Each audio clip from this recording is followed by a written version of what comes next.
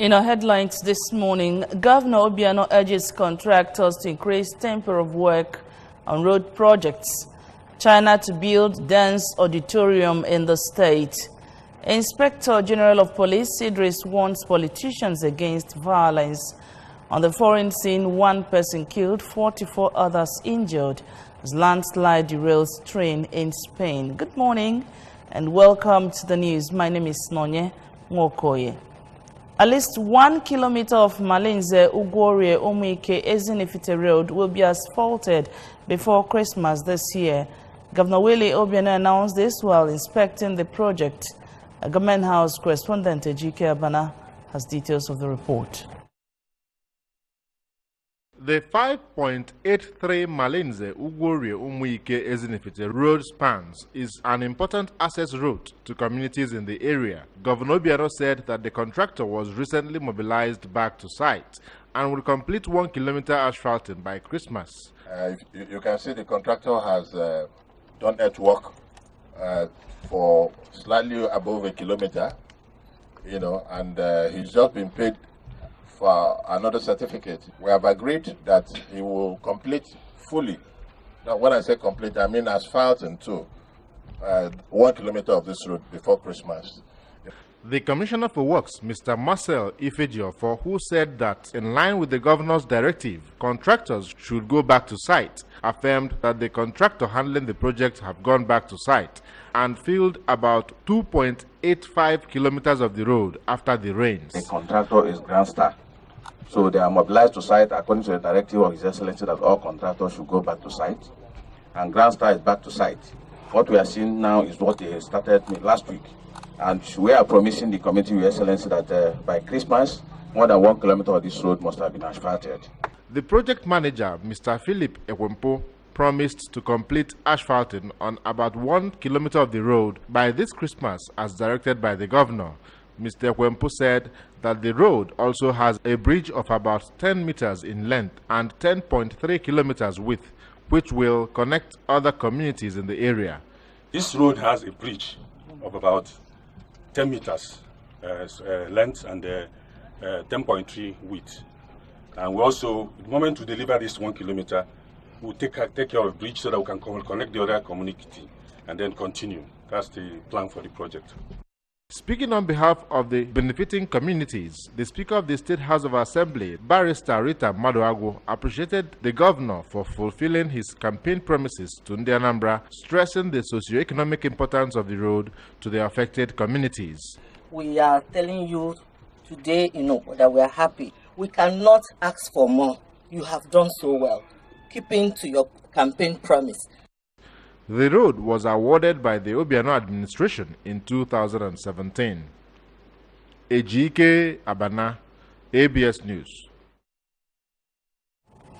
China is set to build a dance auditorium in the state. The Commissioner for Local Artwork, Culture and Tourism, Mrs. Saleh Mbanefo, who said this during the EXCO meeting at the EXCO Chambers, Government House, Awka, said the project was part of the outcome of the partnership the state initiated with China during their recent visit to the country.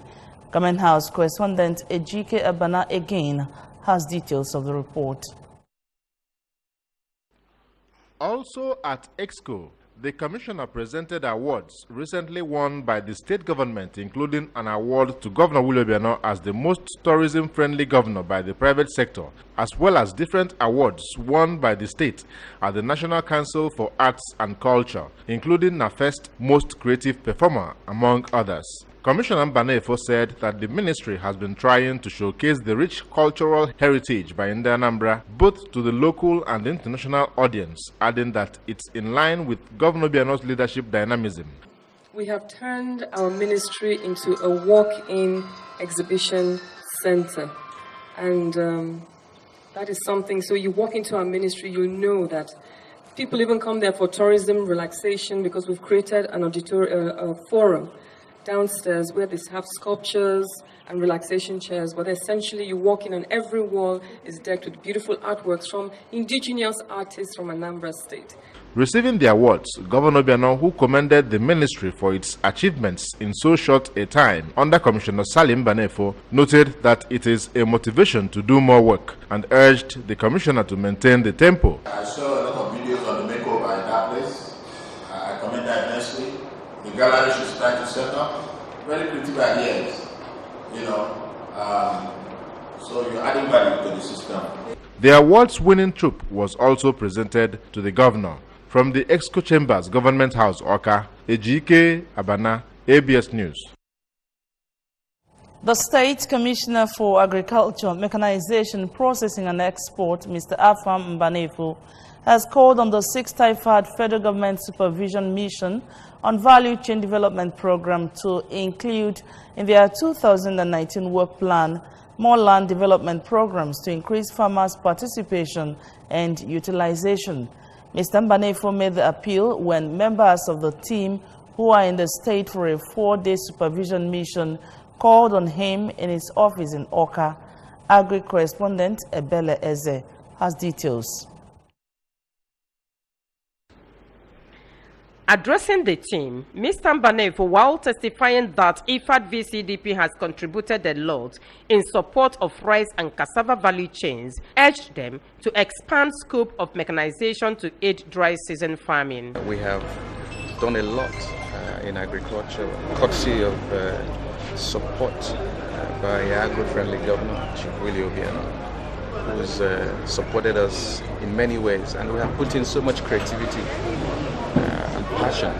For example, we had created some sort of ownership of development across every value chain. Anambra rice is one of the best rice so far as we know. Cooperative farmers are increasing, and cluster farm development is increasing astronomically. The team leader, Mr. Benjamin Okpukpara, who said that the IFAD VCDP worked more in Anambra than other states of the Federation, attributed the success to what he described as Governor Willie Obiano's passion for agriculture. On the fate of farmers when IFAD VCDP winds up, Mr. Okpukpara said, based on the strong institution they have established, which according to him is unique, the farmers can comfortably stand on their own. The major challenge they have is actually access to road equipment and some other things in this area.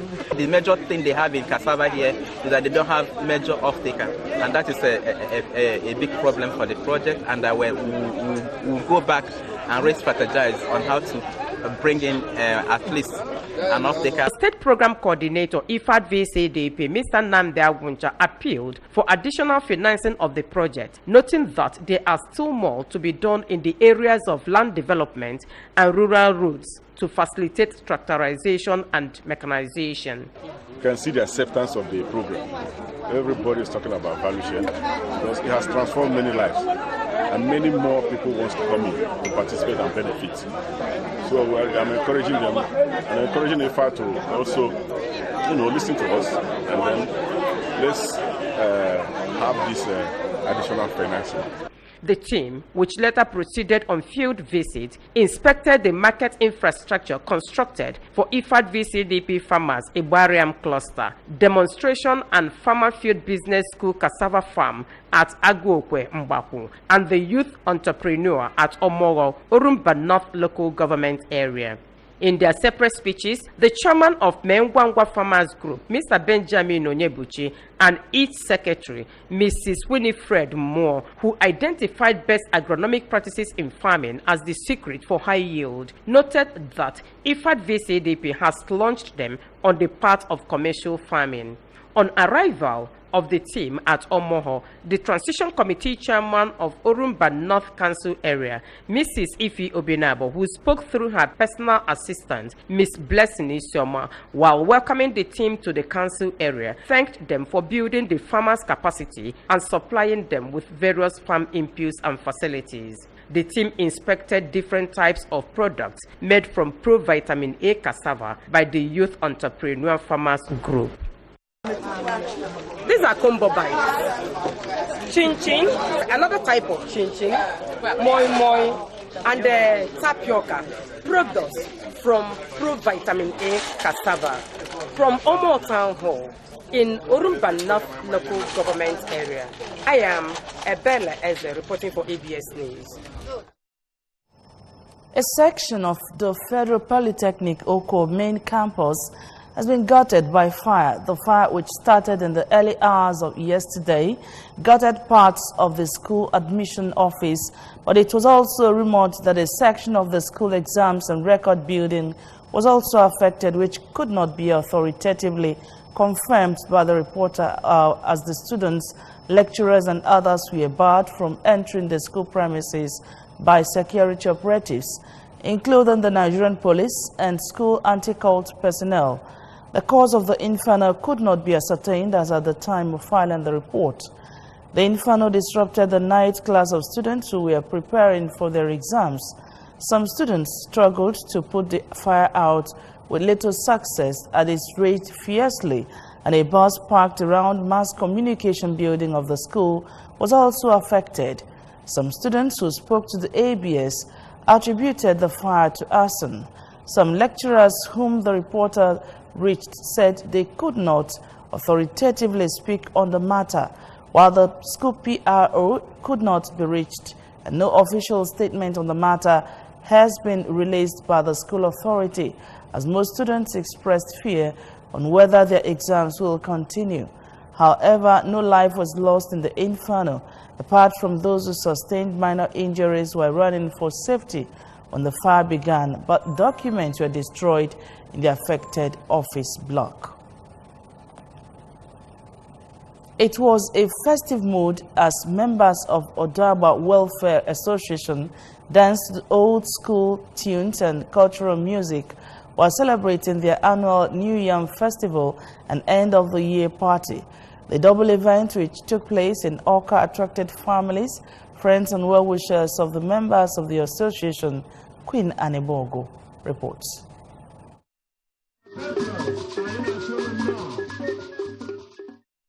As a prelude to the New Yam Festival, a retired professor of Igbo language and culture, Professor Godwin Onyekong, gave an elaborate lecture on yam as a staple food and said that the celebration of New Yam Festival unites communities across Igbo land. Yeah, about also otu de corner. Ona adi daban na house. No de. I will judge. Yeah. You adaka.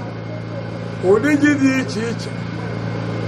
O nwere ji ndị anyị na-ebugacha n'obi were eme ibe.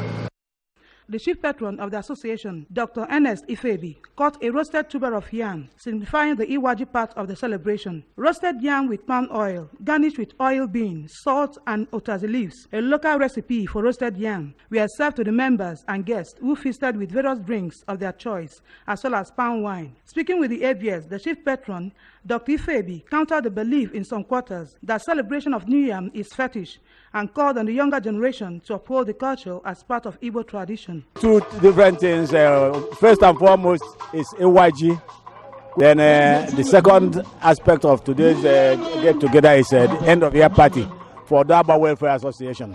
The chairman on the occasion and former managing director of the ABS, Prince Amobi Adrika, said Odaba Welfare Association is an association of like minds who gather to celebrate friendship, which started many years ago, adding that the festival is an annual event of the group. That thing that binds us together is still there. So we are come to celebrate friendship.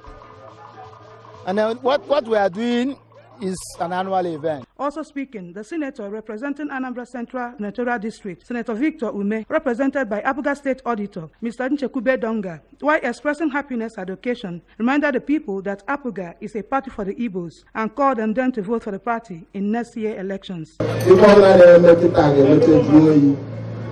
will have that Chuanta even people in China, Nigeria. So I have a campaign.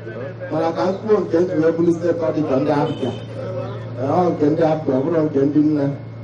In her remarks, a member of the organizing committee, Mrs. Adeze Onyebuchi, explained that the association is a gathering of great minds who come together regularly to have a swell time in a stress-free atmosphere. A friend of the group, Sir Magbenito Ozibo, thanked them for their hospitality, noting that they are people of influence who are among the decision makers in Anambra State and expressed excitement for being part of them. In Oka, Queen Anibogu, ABS News. Now to national news. Nigeria's Inspector General of Police, Mr. Ibrahim Idris, has warned that the police would not tolerate any form of political thuggery, intimidation, and violent conduct by politicians or their supporters. The Force Public Relations Officer, Force Headquarters Abuja, Mr. Jimo Moshood, said on Tuesday that the IGP has directed commissioners of police and the commands and zonal assistant inspectors general of police throughout the country to arrest and immediately prosecute any party member or supporters in possession of firearms and dangerous weapons during political campaigns and rallies in their respective states. The force, is said, would not condone hate speeches, indecent and criminal defamatory conduct from any individual or group that could cause threats to public peace and safety anywhere in the country during the campaigns and beyond. He also warned all commissioners of police in all the state commands and the Federal Capital Territory FCT and other senior officers that have one role or the other to play in the implementation of the security arrangement for the 2019 elections not to be partisan. Furthermore, the IGP directed the implementation of a robust and elaborate security arrangement and measures to ensure adequate security and safety for the electioneering campaigns and rallies throughout the country. He also urged parents, guardians, and traditional and religious leaders, public office holders to monitor their children's wards, subjects, and adherents to be law-abiding and resist to be used to cause disturbance of police peace, public peace, and violation of law and order during the period of the campaign and beyond. Now, on business news, the Nigeria Economic Summit Group, the Africa Economic Development Policy Initiative, and the OCP Policy Center of Morocco have announced the launch of the first edition of the Morocco-Nigeria Strategic Dialogues, focusing on enhancing opportunities for growth and development. This partnership aims to play a pivotal role in promoting trade in the two countries and catalyzing debate and new ideas related to the future economic and other relationships between both countries. The objective of this joint initiative is to provide a platform for comparative analysis of the challenges and potentials of the two economies, as well as possible actions to promote complementary exchanges and synergies between them. According to a statement made available in Abuja and signed by the Managing Director of the OCP Policy Center, Morocco, Karim El Anomi, the first edition would focus on fiscal and monetary policies in times of uncertainty, the complementaries between Nigeria and Morocco in the energy sector, the role of financial markets and the mobilization of local resources, as well as the role of youth and diaspora at the regional and continental levels. It will also explore the roles of Morocco and Nigeria as two strategic players within the African continent. These two emerging countries, the statement stated, have considerable leverage and relevant experience in multiple sectors. And foreign news. One person was killed and 44 others were injured on Tuesday when a commuter train derailed from Barcelona due to a landslide caused by heavy rains. Emergency services and Spain's rail operator said 2 carriages of a convoy of 6 came off the tracks near the 2 towns of Vacarisses, 35 kilometers northeast of Barcelona, emergency services said. Of the 131 people on board, 41 were lightly injured, 3 were seriously injured, and 1 person died, it added. The train, which was traveling between Manresa and Barcelona, derailed due to a landslide following several days of heavy rain in the region, train operator Adif said in a statement. The area was fitted with netting to hold back rocks, but it did not resist the landslide. Transport Minister Jose Luis Abalos told newsmen he said his ministry would investigate the cause of the accident.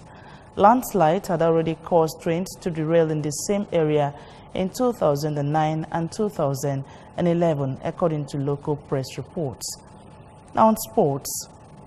Minister of Sports Solomon Dalong has met with President Muhammadu Buhari to seek his intervention in providing the 1.3 billion naira needed for hosting the National Sports Festival in Abuja next month. The minister also appealed to the president to interface with the leadership of the National Assembly on the quick passage of the anti-doping bill, which has been pending in the two chambers of the parliament to avoid the ban from the World Anti-Doping Agency, WADA. WADA had last week threatened to ban Nigeria if she failed to establish independent anti-doping agency. Briefing State House correspondents after meeting with the president at the presidential villa Abuja, Dalong explained that the fate of the festival, which was scheduled to start on the 6th of December, now hangs in the balance after the initial private sector partner, which was supposed to contribute 400 million naira of the budget, backed out and left government with no option but to provide more than its own 900 million naira contribution. The minister said he asked President Buhari to quickly intervene to make the federal government provide the funds to ensure the successful hosting of the National Sports Fiesta, which had not been held in the past 6 years. Dalong also sought Buhari's intervention in a 21-day ultimatum by the World Anti-Doping Agency, WADA, to sanction Nigeria over her inability to have an independent national anti-doping agency devoid of government interference, and for regular random dope tests on Nigerians, sportsmen and women. The minister noted that while Nigeria has not been found wanting in cheating with drugs, the process of converting the anti-doping agency under the presidency would require a quick interface between the president and the National Assembly to have the appropriate legislation in place. Dalong warned that if WADA sanctions or delays Nigeria, sport in Nigeria will be grounded, as no national sports association will be allowed to participate in global tournaments. He expressed the confidence that with his meeting with the president over these issues, a quick resolution would be found to ensure bigger development of sports in the country. Now, remember that you can follow news and programs on ABS from any part of the world by logging onto our website, www.absradiotv.com. Like us on Facebook at www.facebook.com/ABSRadioTelevision. You can follow us on Twitter and Instagram at ABS Radio TV. And now the main points of the news once again. Governor Obiano has urged contractors to increase tempo of work on road projects. China is to build dense auditorium in the state. Inspector General of Police Idris has warned politicians against violence, and from the foreign scene, 1 person has been killed and 44 others have been injured as landslide derails train in Spain. And that's the news for 7 this morning. Thanks so much for your time. My name is Nonya Mokoye. Good morning, Anambra continues. Join us.